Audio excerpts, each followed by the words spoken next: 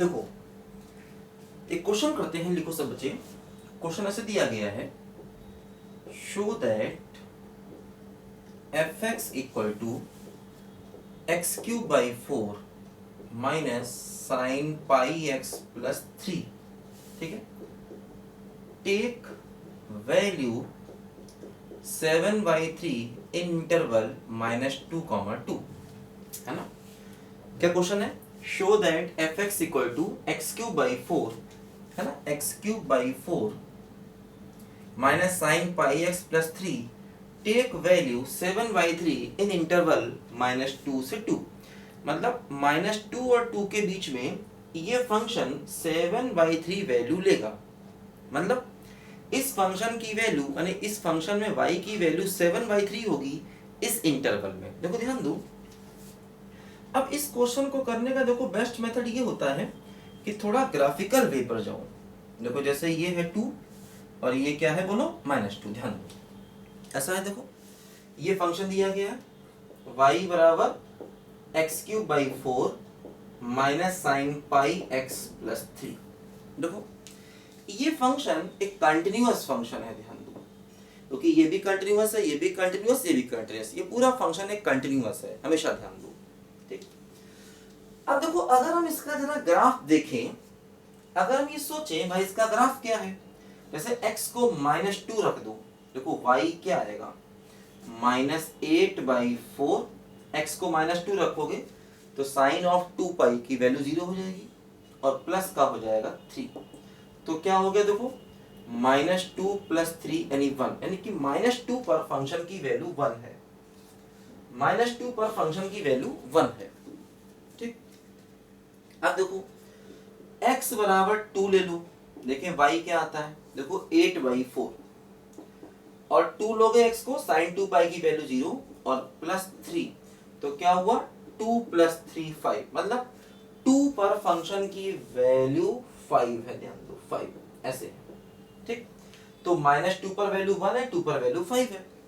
अच्छा function continuous है, इसका मतलब ये फंक्शन कुछ ऐसे करके जाएगा। भाई कंटिन्यूअस है, इंक्रीज करेगा डिक्रीज करेगा, कुछ ना कुछ तो करेगा ही करेगा। लेकिन ये कंफर्म है यहां से यहां तक जाएगा, ये कंफर्म है।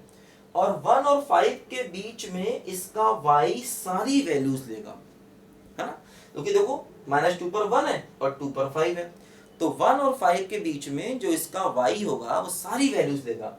अब देखो 7/3 क्या होगा, इन दोनों के बीच में कहीं होगा, है ना।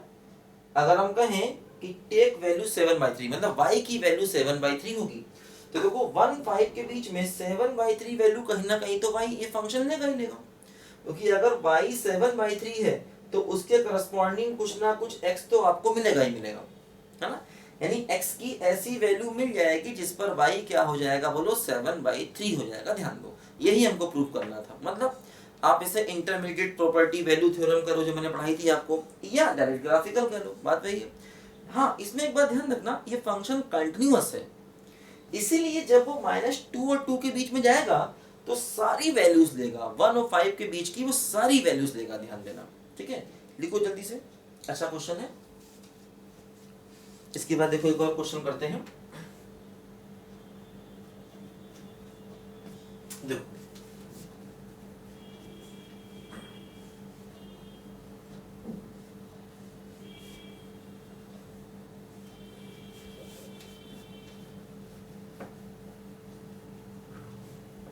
एक और क्वेश्चन लिखे। देखो क्वेश्चन है f(x) =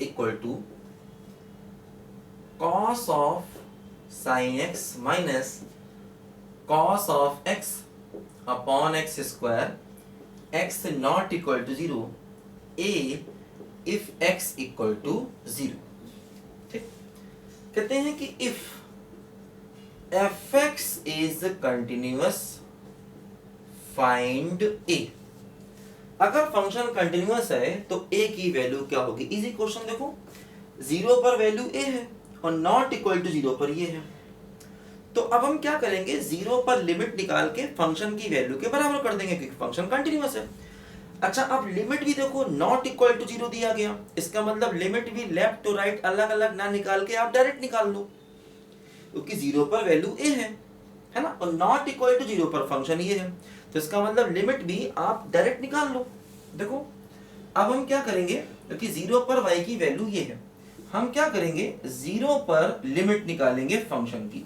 क्या हो गया बोलो, cos of sin x minus cos x upon x square, है ना। 0 पर हम लोग फंक्शन की लिमिट निकालेंगे, 0 पर फंक्शन की वैल्यू a है, 0 पर लिमिट निकालेंगे। देखो क्या होगा, अगर हम x को 0 रखते हैं तो क्या होगा, देखो यहाँ पर cos 0 1 cos 0 1 1 माइनस 1 0/0 फॉर्म देखो आ गई। ठीक, अब इसमें चाहे तो हम लॉपिटल रूल लगा सकते हैं, लेकिन लॉपिटल रूल 2 बार लगाना पड़ेगा, ध्यान देना।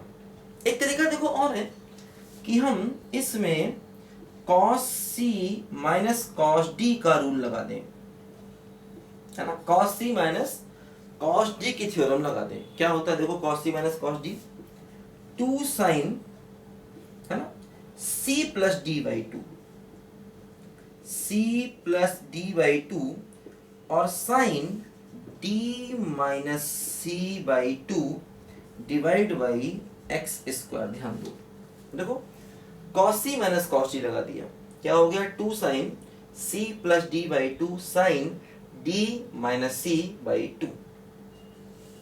अब देखो ध्यान दो, साइन के आगे ये टर्म है, तो इस टर्म से कर दें डिवाइड और इसी टर्म से कर दें मल्टीप्लाई।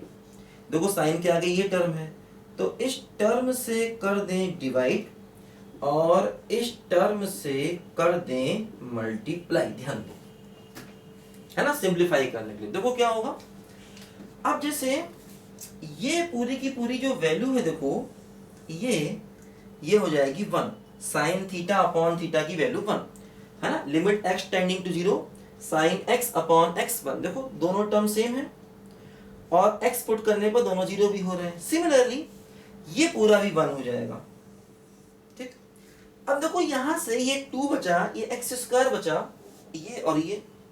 अब एक काम देखो, ये हम लोग कर सकते हैं क्या यहाँ पर, कि जो x स्क्वायर है, ठीक है, इस x स्क्वायर को इसके नीचे एडजस्ट किया जाए। देखो ये हो गया limit x tending to 0 2 into, देखो ये तो 1 हो गया, ये 1 हो गया।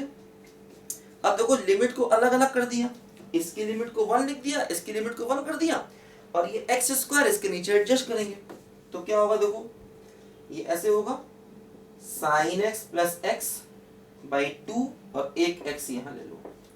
इसी प्रकार देखो x minus sine x upon 2x।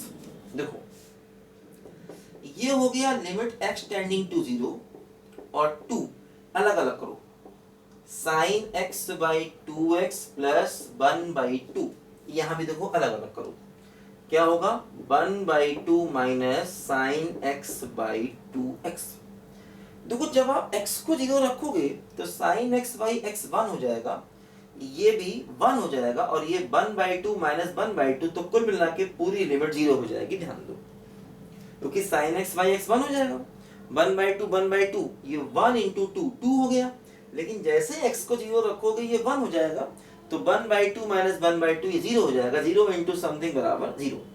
इसका मतलब ये लिमिट की वैल्यू आ गई और 0 पर फंक्शन की वैल्यू a है, यानी a बराबर 0 के इक्वल हो जाएगा। ध्यान दीजिए, क्योंकि 0 पर फंक्शन की वैल्यू a है ना, तो 0 पर फंक्शन की वैल्यू a है, इसका मतलब लिमिट और फंक्शन की वैल्यू आपस में बराबर हो जाएंगे, क्योंकि ये फंक्शन कंटिन्यूअस है ऐसा दिया गया है। लिखो बच्चे ध्यान से।